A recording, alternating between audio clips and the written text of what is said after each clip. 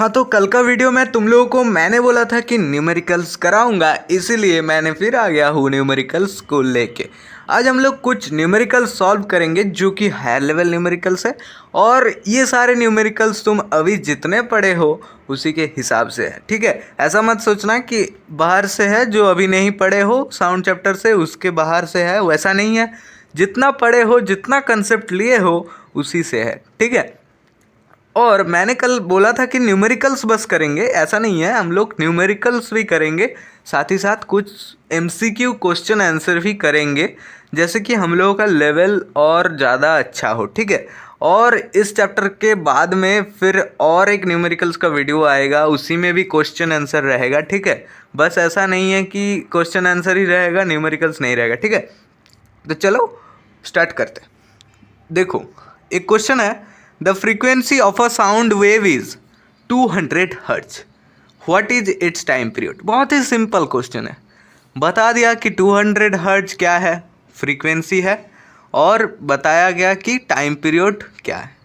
देखो, एक चीज़ तुम लोग याद रख लो, फिजिक्स में जब भी तुम लोग किसी भी न्यूमेरिकल्स करोगे तब दोनों चीज़ें होता है।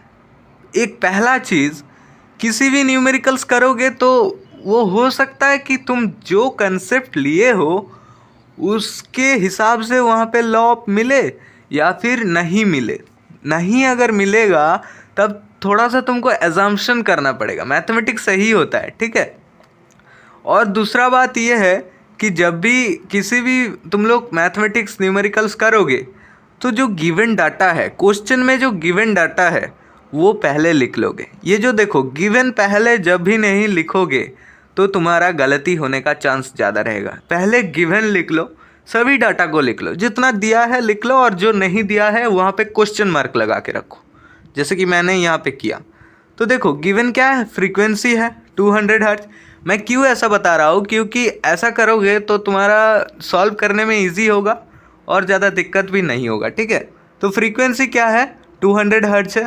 तो फॉर्मूला क्या है, we know that v equals to frequency equals to 1/t।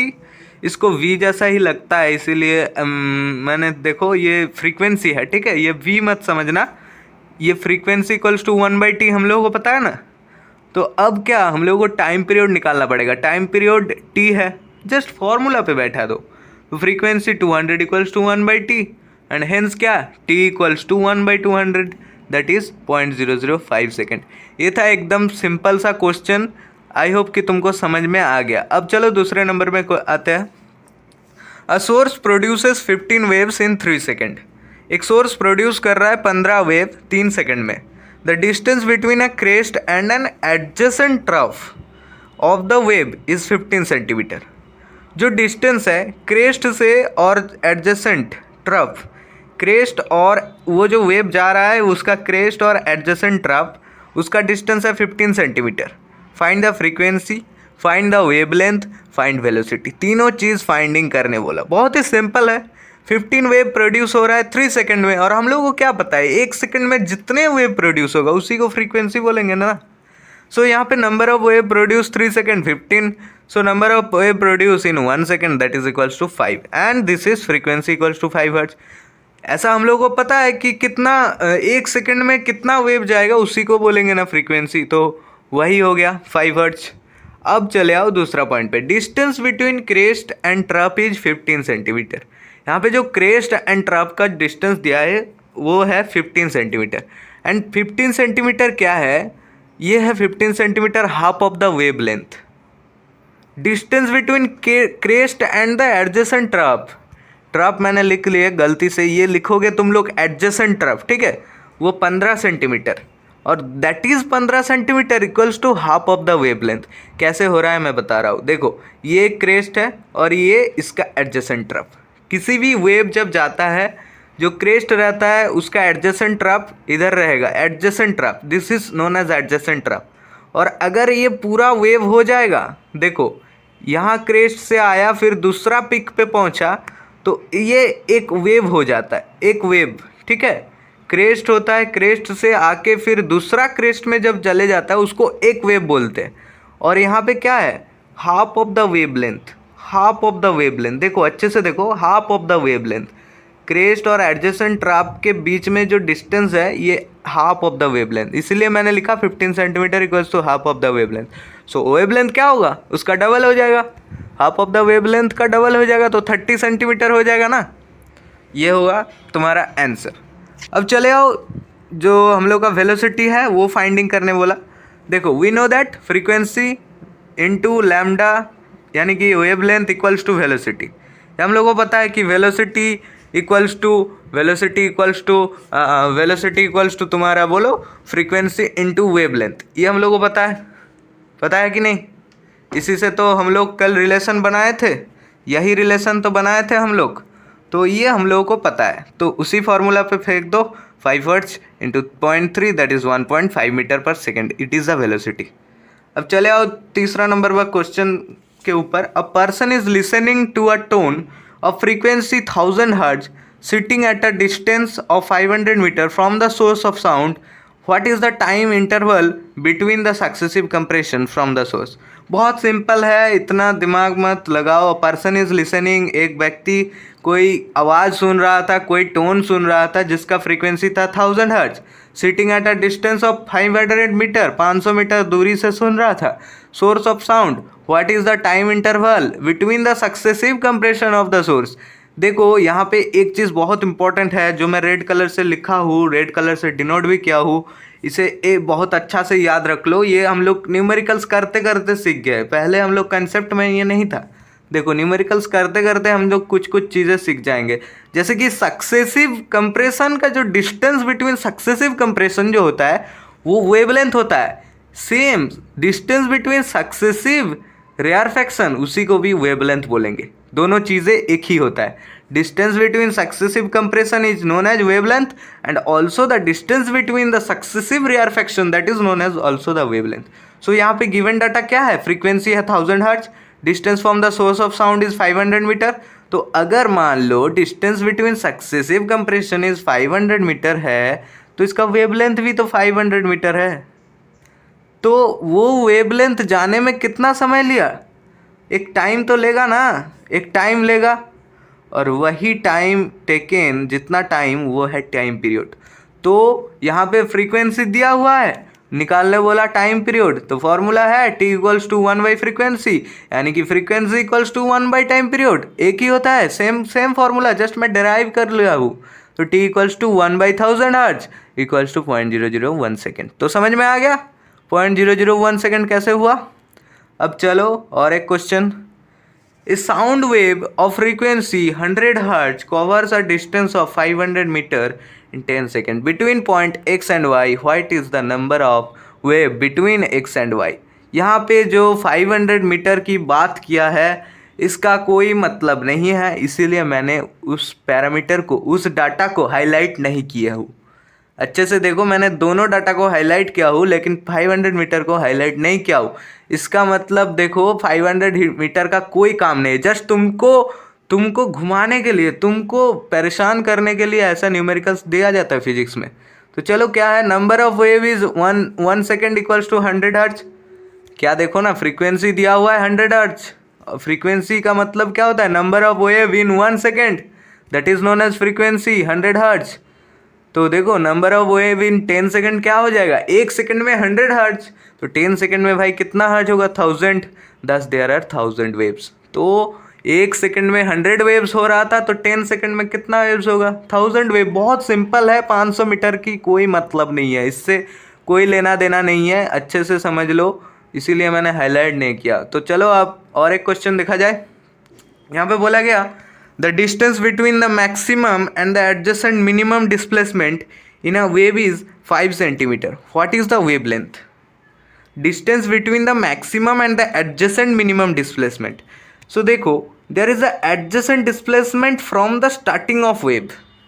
ये जो adjacent displacement है, minimum adjacent displacement, that is the minimum adjacent displacement, and maximum adjacent displacement क्या है, ये जो टोटल ऊपर में क्रेस्ट तक गया इसी को हम लोग मैक्सिमम बोलेंगे। तो मैक्सिमम और मिनिमम इनका जो डिस्प्लेसमेंट हुआ ये तो डिस्टेंस है, वेव का ये डिस्टेंस है, बट क्या डिस्प्लेसमेंट क्या है, ये है डिस्प्लेसमेंट। क्या होता है, वेव इज़ 5 सेंटीमीटर। यहाँ पे डाटा दिया हुआ है कि डिस्प्लेसमेंट 5 सेंटीमीटर हुआ। ये भी एक हम लोग नया चीज़ सीख लिया कि जो वेवलेंथ होता है, वेवलेंथ का maximum and the adjacent minimum displacement उसका λ/4 होता है।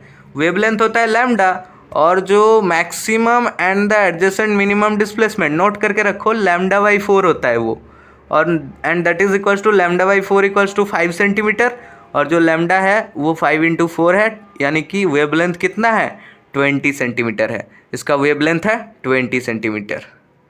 अब चले आओ एक बड़े क्वेश्चन में। ये थोड़ा सा बड़ा क्वेश्चन है, चलो कोई बात नहीं। Pulses of plane waves with wavelength 3.6 centimeter travel from a deep water into shallow water in which their wavelength becomes 1 centimeter.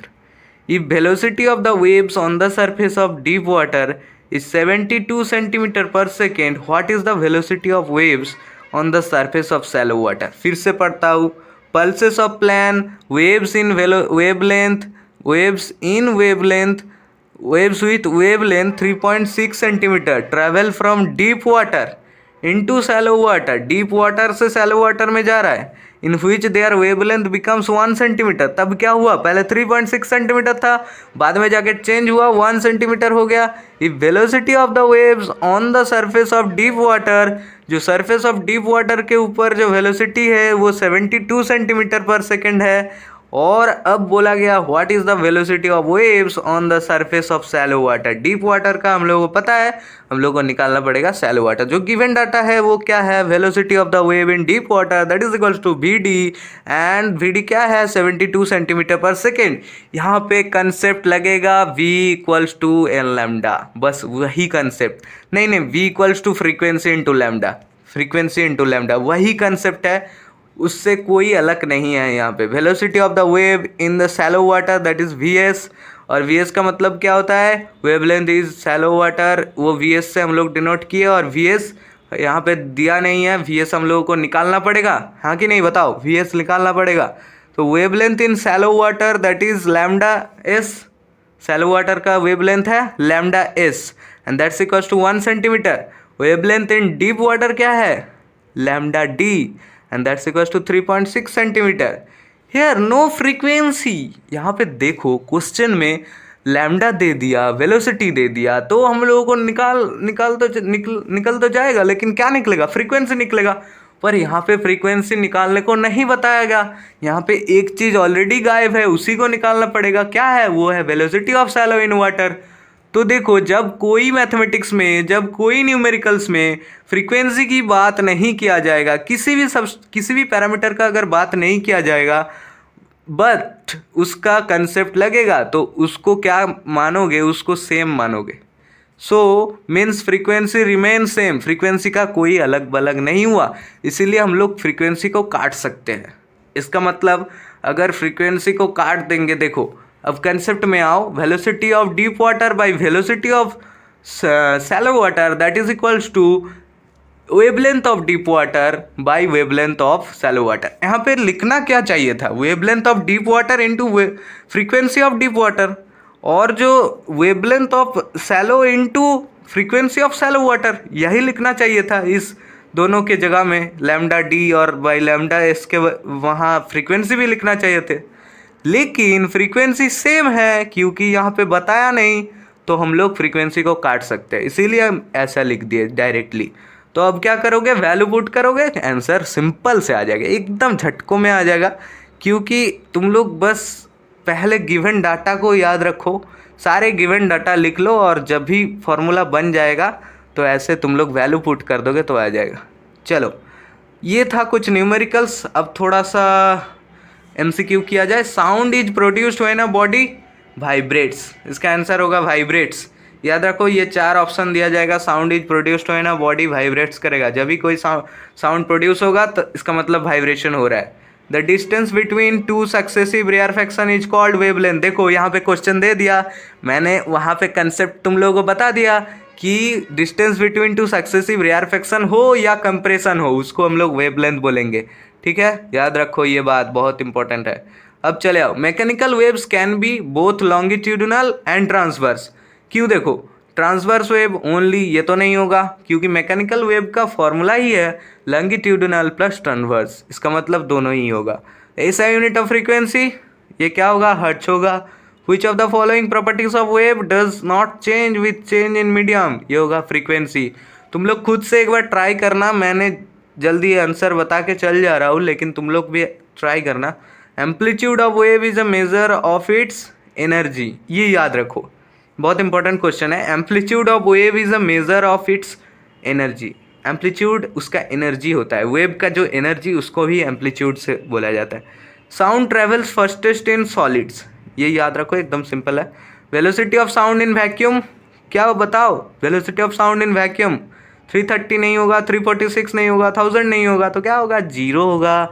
क्यों, वैक्यूम है। अच्छा, वैक्यूम को बहुत सारे बच्चों एयर समझता है और उसका आंसर 330 कर देता है, लेकिन 0 करना है। We can not hear on the moon because moon is small, the moon has no habitation, the moon has no atmosphere, all of this, moon has no atmosphere, वहाँ पे कोई एटमोसफेयर नहीं है, इसीलिए साउंड कैसे पास करेगा।